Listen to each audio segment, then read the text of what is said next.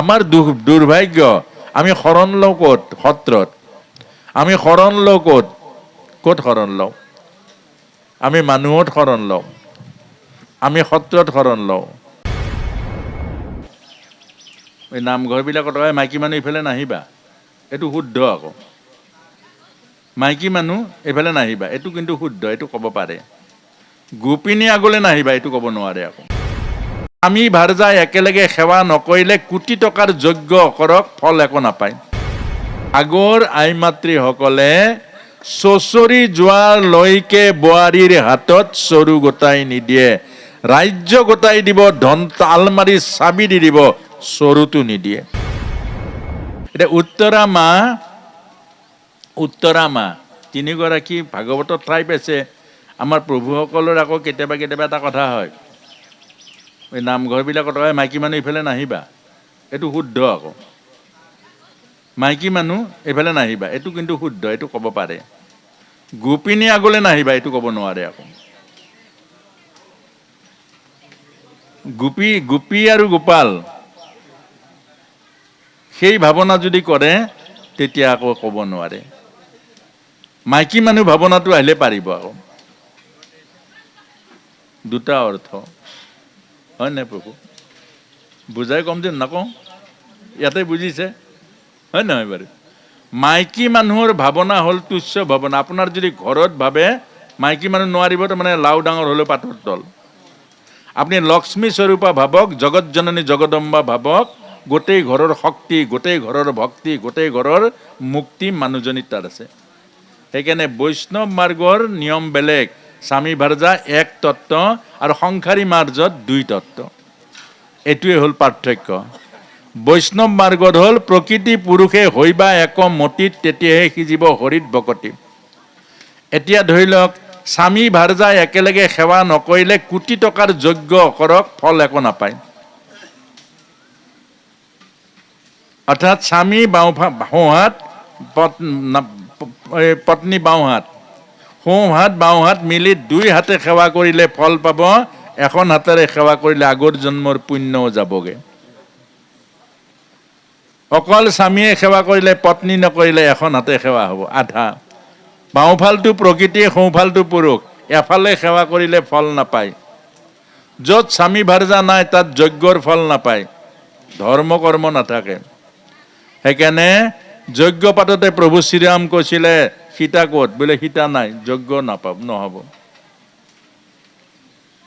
বোলে যজ্ঞটো কৰিবলৈ সীতা পাতলৈ গ'ল, বোলে মূৰ্তি বনাব দিলে, সোণৰ মূৰ্তি বনাই এই মূৰ্তিৰ লগত হাত একেলগে লৈ যজ্ঞত আহুতি দিছে, তেতিয়া হৈছে।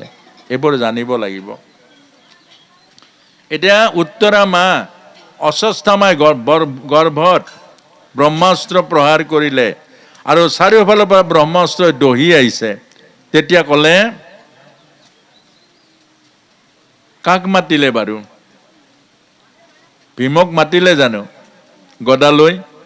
অৰ্জুনক মাতিলে জানো গাণ্ডীৱ লৈ? যুধিষ্ঠিৰক মাতিলে জানো? কাক মাতিলে? ভগৱানক। আপোনাৰ মোৰ বিপদ আহিলে কাক মাতো? এতিয়া ক'ত ঈশ্বৰ মা দেখা নাই দেখোন, অকল ডক্তৰ মাতা দেখিছো।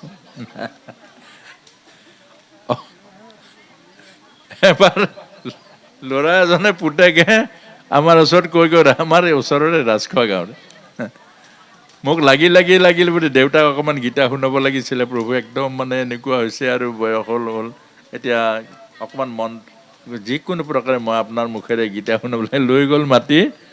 তাৰ পাছতে আছিলে এই পাকিস্তান আৰু ভাৰতৰ ক্ৰিকেট খেলাৰ ফাইনেল, আৰু মোকো ভগৱানে সেইদিনাহে নিবলৈ পালে। তেওঁ চাকি ধূপ জ্বলাই মিলাই মোক বহুৱালে আৰু মাতি মই আনিব নোৱাৰিলোঁ। বোলে পাকিস্তান ভাৰতৰ খেলখন চাব লাগিব, আনিব নোৱাৰিলোঁ। আৰু মানুহ জীয়াই থাকোঁতে যিটো বস্তুৰ প্ৰতি আগ্ৰহে নাজাগিল, হয় নহয় প্ৰভু? সেইটো একেবাৰে শেষতনো কেনেকৈ নাম আহিব? এই কথাটোকে বুজাইছে আমাক, যে সদায় উত্তৰা মা আমাক বুজাইছে আপোনাক আজিৰ পৰা, এতিয়াৰ পৰা প্ৰভুৰ চৰণত মনটো ৰাখকচোন। এনে থাকো, কৃষ্ণ কৃষ্ণকৈ থাকিলেনো কি অসুবিধাটো আছে? ৰাম ৰাম ৰাম ৰাম ৰাম ৰাম ৰাম ৰাম। এটা বয়সস্থ মানুহৰ কাম কি আছে? কাম আছে ৰাম ৰাম ৰাম কৈ থাকক। না ভগৱান মানে চিন্তা কৰিলে হ'ব নহয়। ভগৱান ৰাম ৰাম ৰাম ৰাম ৰাম ৰাম ৰাম ৰাম। ভগৱানৰ নামো ঢেৰ আছে। ৰাম ৰাম ৰাম ৰাম কৰক। দিলে খাব বোৱাৰীয়ে, নিদিলে নাখাব। যেতিয়া দিয়ে দিব। আপুনি সময় পাইছে এতিয়া, ৰাম ৰাম ৰাম ৰাম ৰাম ৰাম ৰাম ৰাম ৰাম ৰাম ৰাম ৰাম কৰি থাকক। আৰু তেতিয়া আপোনাৰ ৰামৰ নামটোৱে লগ হৈ যাব। আৰু গতিকে ৰাম নামত লাগি থাকক। আৰু কোনোবাই দিলে খাব, নিদিলে নাখায়। মানুহ আপোনাক কি লাগে? বোৱাৰীয়ে নামাতে, ল'ৰাই নামাতে, অমুকহে নাই, তমুকহে, এইবোৰ ভাবি থাকি কি লাভটো হ'ব? তে আজিৰ পৰা সেইটোকে কৰক। হ'বনে প্ৰভু? আজিৰ পৰা এইটো কথাই। আৰু যি ভাল পায়, ৰাম ভাল পায়, কৃষ্ণ ভাল পায়, নাৰায়ণ ভাল পায়, আজিৰ পৰা এইটো কৰক। ৰাম ৰাম ৰাম ৰাম ৰাম ৰাম বা নাৰায়ণ নাৰায়ণ বা কৃষ্ণ কৃষ্ণ কৃষ্ণ কৃষ্ণ কৃষ্ণ কৃষ্ণ, এইটো কৰকচোন বাৰু। হয় নহয় বাৰু? কি হয় চাই লওঁ বাৰু। হয় নহয়? এমাহ পাছত মই আকৌ মাতি দিব ফটকে। ফোন নম্বৰ ইয়াত গৃহস্থী ঘৰত পাবই। যদি একো নহয় মোক মাতি আনিব। আনি ৰাজহুৱা নামঘৰতে যি কৰে, বান্ধিলেও বান্ধিব, পিটিলেও পিটিব। এতিয়া আইমাতৃসকলে কথাখিনি ভাল পাইছে নে বেয়া পাইছে? সঁচা নে মিছা? সত্য কথা। আজি দুটা অন্তত কথা ক'লে আপোনাক মাহে, হয় নহয়? আপোনাক আমাক জন্ম দিছে, হয় নহয়? মাতো এজনীয়ে, জগত জননী জগদম্বা। আৰু ইয়াতে ভাগ ভাগ মাত্ৰ সংসাৰতহে ভাগ ভাগ হৈছে। গতিকে আজিৰ পৰা এটা কাম কৰকচোন।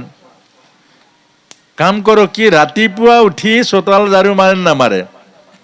মাৰে নামাৰে? কথা এটা ক'লে শুনিব নেকি? বুদ্ধি এটা, তাবিজ এটা, এইটো তাবিজ আৰু। অৰ্থাৎ ভগৱানৰ নামেৰে ঝাৰু মাৰিব। কৃষ্ণ কৃষ্ণ কৃষ্ণ কৃষ্ণ কৃষ্ণ কৃষ্ণ কৃষ্ণ কৃষ্ণ, মুখেৰে কৃষ্ণ কৃষ্ণ কৰি হাতেৰে ঝাৰু মাৰক কালিৰ পৰা। আজিতো গ'ল, কালিৰ পৰা কৃষ্ণ কৃষ্ণকে ঝাৰু মাৰিবলৈকে কিবা লোকচান হ'ব নেকি? খৰচা হ'ব নেকি? বেটাৰীও নুপুৰে, খৰচাও নহয়। কৃষ্ণ কৃষ্ণকে ঝাৰু মাৰক। আপোনাৰ ঘৰত কোনো দৌল তাবিজৰ প্ৰয়োজন নাই। যদি প্ৰয়োজন হয় মোক মাতি লৈ আনিব। পদূলিলৈকে ঝাৰু মাৰক, ধুনীয়াকে ঝাৰু মাৰক। পদূলিত 1 মিনিট ৰওক যে, হে ভগৱান, আমাৰ ঘৰলৈ এজন অতিথি ভগৱানক পঠিয়াবা। অতিথিয়ে ঘৰখন শুদ্ধ কৰে। অতিথি য'ত আহে সেইখন ঘৰত দেৱ দেৱীৰ বাস হয়। অতিথি য'লৈ আহে তাত মহালক্ষ্মীৰ কৃপা পায়। এইটো কৰিব। তাৰ পাছতে গা ধুৱাওঁতেও নিয়মমতে গা ধুব। ভগৱানৰ নাম লৈ গা ধুব। আৰু অন্ন বনাওঁতে কৃষ্ণ কৃষ্ণ কৃষ্ণ কৃষ্ণ এক ভাৱনাৰে বনাওক। 4 বাৰ নিমখ দিলেও আপোনাৰ নিমখ ঠিকত থাকিব লাগিব। জগন্নাথৰ মহাপ্ৰসাদত কোনো দিন নিমখ অকমানো বেছি আজিলৈকে হৈ পোৱা নাই। মন লৰিলেই সোৱাদ লৰে, মন লৰিলেই নিমখ লৰে। সেইকাৰণে আগৰ আই মাতৃসকলে চচৰি যোৱালৈকে বোৱাৰীৰ হাতত চৰু গোটাই নিদিয়ে। ৰাজ্য গোটাই দিব, ধন আলমাৰি চাবি দি দিব, চৰুটো নিদিয়ে। এইকাৰণে অন্নমুঠি বনাওঁতে কৃষ্ণ কৃষ্ণ কৃষ্ণ কৃষ্ণ কৃষ্ণ সৰু সৰুকে ক'ব, মুখেৰে ক'ব লাগে। কিবা লোকচান হ'লে মই দি দিম বাৰু পুৰাকে। পইচা নুখুজিব আকৌ, পইচা দিব নোৱাৰো। তাৰ পাছতে এটা মোবাইল বাজে না বাজে? মোবাইল আছে নাই? এইবাৰ নামাতে হ'ব। আছে চবৰে? হেল্ল'টো নক'ব, হেল্ল' নক'ব। কৃষ্ণ কোনে কৈছে? হেল্ল' বন্ধু আজিৰ পৰা। কৃষ্ণ কোনে কৈছে? আপুনি যেতিয়া কৃষ্ণ কোনে কৈছে সিফালৰ পৰা বেয়া কথা পাতিব নোৱাৰিব। আপুনি যেতিয়া কৃষ্ণ বুলি ক'ব, বেয়া মানুহজনেও সিয়া অন্তত এবাৰ হ'লেও ক'ব, কৃষ্ণ মই অমুক কৈছো। আপোনাৰ মহাপুণ্য হ'ব অন্তত সেইজনৰ মুখেৰে যে কৃষ্ণ উচ্চাৰণ কৰালে। অসুবিধা হ'ব নেকি? অসুবিধা হ'ব নেকি? নহয়, ঠিক আছে। জীৱনত চব সুখ আছে, মনোৰঞ্জন আছে, জীৱনত আধ্যাত্মিক ভাৱ ৰঞ্জন আছে, আৰু জীৱন ত্যাগৰো আছে, জীৱন ভোগৰো আছে। আমি জীৱনটোৰ মাজতে সকলো পাব পাৰোঁ আৰু বেলেগ একো নালাগে। ব্ৰহ্মায়ো বাঞ্ছা কৰে মানৱ জন্ম পাবলৈ, দেৱতাই আশা কৰে মানুহ হৈ সংসাৰলৈ আহিবলৈ। গতিকে ব্যাসদেৱে এই ভাগৱত এনেকৈ কৌশলকৈ ৰচনা কৰিছে। চাবচোন, এতিয়া তাৰ পাছতে ভীষ্মৰ মুখখন হৈছে। ভীষ্ম ভগৱান কৃষ্ণৰ এদিন ভীষ্ম পিতামহে 5 পাত বাণ বাছি ল'লে। দুৰ্যোধনে তিৰস্কাৰ কৰিছে আৰু শেষত গৈ কৈ আছে দুৰ্যোধনে যে তুমি কেতিয়াও মোৰ সেনাপতি হৈ মোক ডুবালা। পঞ্চ পাণ্ডৱ তোমাৰ প্ৰিয়, তুমি তেওঁলোকৰ অস্ত্ৰ নধৰা, কিমান ঠগিলা। ইমান টান টান শব্দ ক'লে। শেষত গৈ ভীষ্মই প্ৰতিজ্ঞা কৰিলে যে অহাকালিৰ যুদ্ধত পাণ্ডৱ ধৰণী শূন্য হ'ব, মোৰ প্ৰতিজ্ঞা। যে ভীষ্মৰ প্ৰতিজ্ঞা। শেষত গৈ পাণ্ডৱ শিবিৰত সমস্যা লাগিছে। কিমান ডাঙৰ সমস্যা। অৰ্জুন নাই। গোটেই মিটিং পাতি আছে, অৰ্জুন নাই। খুব সাৱধানে শুনিব, ইফাল সিফাল মন নকৰিব। এতিয়া চব আহিছে, আলোচনাও কৰিছে, অৰ্জুন নাই। কলৈ গ'ল? দেখিলে অৰ্জুন নাক বজাই শুই আছে। ভগৱান কৃষ্ণই কৈছে, সখা জোকাৰি দিছে, তুমি কেনেকুৱাহে? কালিলৈ ভীষ্মৰ প্ৰতিজ্ঞা, পাণ্ডৱ ধৰণী শূন্য হ'ব যুদ্ধত, আৰু তুমি এনেকৈ শুই আছা। বোলে কৃষ্ণ মোক শুবলৈ দিয়া। বোলে কেনেকৈ শুবলৈ দিম? নহয়, মোক শুবলৈ দিয়া। সেইটো মোৰ কাম নহয়, সেইটো তোমাৰ কাম। সেইটো চিন্তা তোমাৰ, মোৰ নহয়। মোৰ অহাকালি যুদ্ধ হ'ব, মই যুঁজিব লাগিব, এইটো মোৰ চিন্তা। বিশ্ৰাম লাগে। অহাকালি কি হ'ব তোমাৰ চিন্তা। কাৰণ মই তোমাত শৰণ লৈছো, বাকী মোৰ দায়িত্ব তোমাৰ, মোৰ নহয়। আৰু এই যুদ্ধ আয়োজন কৰিছে ভগৱানে, ধৰ্মযুদ্ধ, আৰু মই তাৰ এজন অংশীদাৰ। এই কথাটো কিমান ডাঙৰ কথা। আপোনাক মোকো এই সত্য যদি জানো অন্তত, যে আপোনাক মোক নিশ্চিন্ত, মানে কেঞ্চাৰ বেমাৰ হৈছে, আপত্তি নাই, মেডিচিন খাওক, কিন্তু বেমাৰৰ লগ নালাগিব। কোনোবাই সুধিলে কেনেকৈ আছে? বাছ মজা, সুন্দৰ আছো। ভালনে? বৰ সুন্দৰ। নো নিগেটিভ, বি পজিটিভ। নিগেটিভ বস্তুটোৱে নাই, বেয়াটো নাই, ভাল। মৰিলেও ভাল, জীয়াই থাকিলেও ভাল। কেলে? মৰিলে স্বৰ্গলৈ যাম, ভগৱানৰ নাম লৈ মৰিম, আৰু জীয়াই থাকিলে ভগৱানৰ নাম ল'ম। দুইটাই একে, কি অসুবিধা আছে? এই কথাটোকে বুজাইছে। যে শেষত গৈ ভগৱান কৃষ্ণই দাসীৰ ৰূপ লৈ দ্ৰৌপদী আৰু দুইটাই গৈ বান খুজিয়া লৈ আনিলে। দাসী হ'ল ভগৱান কৃষ্ণ, দ্ৰৌপদী মা গুচি গ'ল। আৰু দাসী লৈতো গান্ধাৰীহে যায়, ভীষ্ম পিতামহে ধৰিব নোৱাৰিলে। সেইকাৰণে যেতিয়া সেৱা কৰিলে, প্ৰণাম পিতামহ, অখণ্ড সৌভাগ্যৱতী ভৱ। ঘূৰি চাই দ্ৰৌপদী, অখণ্ড সৌভাগ্যৱতী ভৱ। পিতামহ ঘূৰি চাই দেখিলে, তেতিয়া ক'লে কৃষ্ণ। য'ত কৃষ্ণ থাকে কোনো প্ৰতিজ্ঞাই কাম নকৰে, য'ত কৃষ্ণ থাকে কোনো বিপদে কাম নকৰে, য'ত কৃষ্ণ থাকে তাত কোনো সমস্যাই কাম নকৰে। সেইকাৰণে আপোনাক মোক বুজাইছে। অভ্যাস কৰকচোন। মানুহ এজন গৈছেহে আপোনাৰ ঘৰলৈ, এই হাতখন বকলা মেলিবলৈ কোনে কৈছে? গা ভাল নাই, ল'ৰা ভাল নাই, অমুক নাই, বমুক নাই, তমুক নাই, এইবোৰ শুনিবলৈ গৈছে নেকি আপোনাৰ ঘৰলৈ? আপোনাৰ ঘৰলৈ অতিথি এজন গৈছে, বন্ধু এজন গৈছে, বোলে ভালনে? আপুনি ক'বলৈ ভাল, বৰ ধুনীয়া, আৰু তাতকৈ বেছি ভাল হ'ল আজি যে আপুনি আহিলে আমাৰ ঘৰলৈ, কেনেকুৱা ধুনীয়া লাগিব। সেইটোহে। সেইজনক দেখাৰ লগে লগে মুখ চুখ শুকাই মিলাই বোলে কি ভাল, আৰু অমুক তমুক হেন তেন, ল'ৰাই কথা নুশুনে, ছোৱালীয়ে কথা নুশুনে, অমুক নাই তমুক নাই, সেইগাল শুনিবলৈ আপোনাৰ ঘৰৰ পৰা ঘূৰি যাওঁতে কাণত ধৰি যায়, ইয়াৰ ঘৰলৈ আৰু কেতিয়াও নাহোঁ আৰু। সেইকাৰণে মানুহ নাযায় আলহীবিলাক। কেলৈ যাব আপোনাৰ এইবিলাক কথা, এই কথা বুজাইছে। আমাৰ সদায় ভাল, বেয়া নাই, সদায় ভাল। অভ্যাস কৰক, অভ্যাস কৰক। এতিয়া তাৰ পাছতে ভীষ্ম পিতামহ এদিন ভগৱান বিচনাৰ পৰা উঠি বহি কান্দিছে, আৰু অৰ্জুনে সুধিছে কৃষ্ণ কেলে কান্দিলা, কি হৈছে, কেলে কান্দিছে? অৰ্জুনৰ বহুত শোকে খুন্দা মাৰিছে। বোলে মোৰ মহাভাগৱত সৰৰ শয্যাত শুই আছে, মই সুন্দৰ পালেঙত শুই আছোঁ। লগে লগে দৌৰ মাৰিলে ভীষ্মৰ ওচৰলৈ। ভীষ্ম পিতামহে তেতিয়া ক'লে, খুব তত্ত্বপূৰ্ণ কথা, ইয়াতেই আজি সামৰণি হ'ব। ভাগৱত পাঠো ইমানমানলৈকেহে হৈছে, আৰু ভাগৱতৰ পাঠৰ ব্যাখ্যাখিনিহে হৈছে ভাগৱত তত্ত্বৰ। এতিয়া ভীষ্মৰ পিতামহে দেখাৰ লগে লগে কৃষ্ণক সুন্দৰ হাঁহি এটা মাৰি কৈছে, কৃষ্ণ মই জানো তুমি আহিবা, মই জানো তুমি আহিবা। কেনেকে জানে ভীষ্ম পিতামহে, কেনেকে জানে মহাভাগৱত?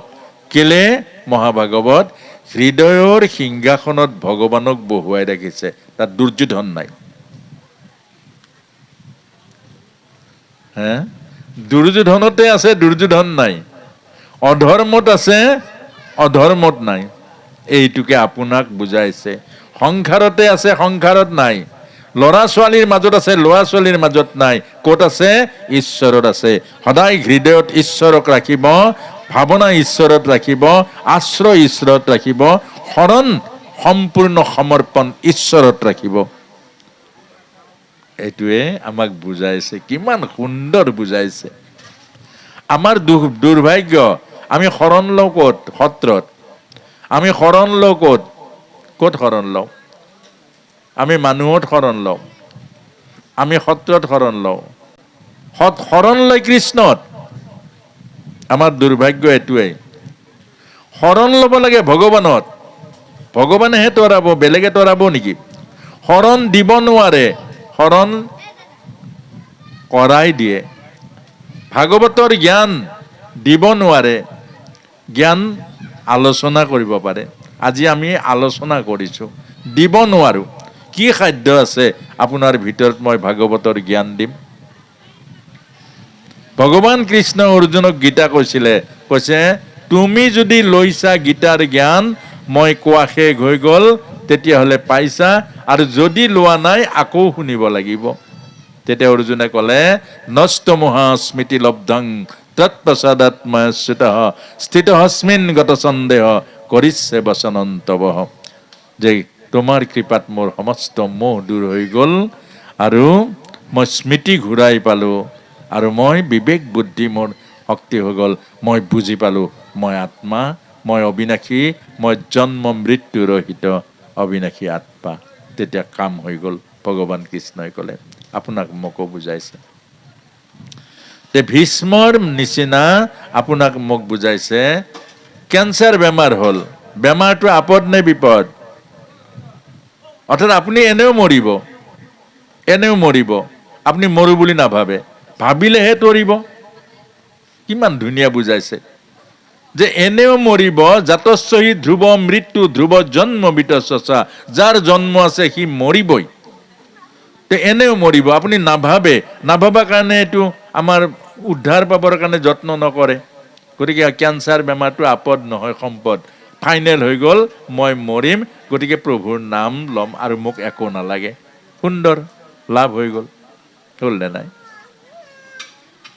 আকৌ যদি অকল বেমাৰৰ লগত, মোৰ বেমাৰ হৈছে, মোৰ বেমাৰ হৈছে, মোৰ এনেকুৱা হৈছে, মই ভেলোৰ যাম, মই অমুক যাম, মই তমুক যাম, তে প্ৰভুৰ নাম লোৱাটো কি হ'ব? প্ৰভুৰ নাম ল'বলৈহে বেমাৰটো দিলে আপোনাক। গৃহ অন্ধকূপে মই কৰিলো পাপ, কৃষ্ণৰ প্ৰসাদত পাইলো ঋষিহাপ। অৰ্জুনে, পৰীক্ষিত মহাৰাজে সেইটো কৈছে, এই অজ্ঞান আন্ধাৰৰূপী শৰীৰৰ মাজত থাকি ভগৱানৰ নাম যে ল'ব লাগিছিলে পাহৰি থাকিলো। এতিয়া প্ৰভুৱে মোক সাপৰ চলেৰে, অভিশাপৰ চলেৰে নাম ল'বলৈ মোক সোঁৱৰাই দিছে, নহ'লে মোৰ জীৱনটো অথলে যায়। কিমান সুন্দৰ। তে আমাক এটা হ'ল আপোনাক বুজাবৰ কাৰণে আত্মাৰ জন্ম নাই, আত্মাৰ মৃত্যু নাই। আৰু আপোনাৰ সেই আত্মাক উদ্ধাৰ পাব কেতিয়া? যেতিয়া প্ৰভুৰ নাম ল'ব। আৰু প্ৰভুৰ নাম যেতিয়ালৈকে নল'ব আত্মাৰ উদ্ধাৰ নাই, মুক্তি নাই।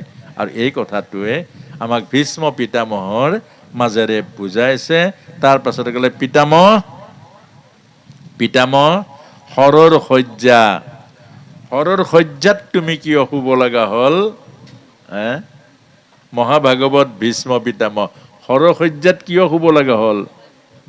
তোমাৰ কাৰণে আকৌ। অৰ্থাৎ আমাৰ দুখবোৰৰ কাৰণে ভগৱান নাই, সুখৰ কাৰণে মই, দুখৰ কাৰণে মই। আমি মাত্ৰ ভগৱানক লেটিয়াই লওঁ। আমাৰো ভয় লাগে ক'ৰবাত কিবা এটা কৈ ফটকে কেলে ভাগৱত পঢ়ে যে লগে লগে আমাক ভাগৱতৰ লগত টানি লৈ যায়। সেইকাৰণে খোজে প্ৰতি আমি সাৱধান হ'ব লাগে। এতিয়া ভীষ্ম পিতামহক ক'লে যে তুমি তোমাৰ নিজৰ প্ৰতিজ্ঞা ৰাখিবৰ কাৰণে কিমান ডাঙৰ ভয়ানক কাম কৰিলে চোৱা। দ্ৰৌপদীক বস্ত্ৰ হৰণ কৰিলে, সমগ্ৰ নাৰী জাতিক বস্ত্ৰ হৰণ কৰিলে, তুমি তোমাৰ প্ৰতিজ্ঞাৰ কাৰণে মাত নামাতিলা। কিমান ডাঙৰ কথা হ'ল। তোমাৰ সন্মুখত ধৰ্ম যুদ্ধ কুৰুক্ষেত্ৰত ধৰ্মক বাদ দি, ধৰ্ম ৰক্ষা নকৰি অধৰ্মৰ মাজেৰে অভিমন্যুক বধ কৰিলে সপ্তৰথীয়ে বেৰিত, তুমিও তাত আছিলা।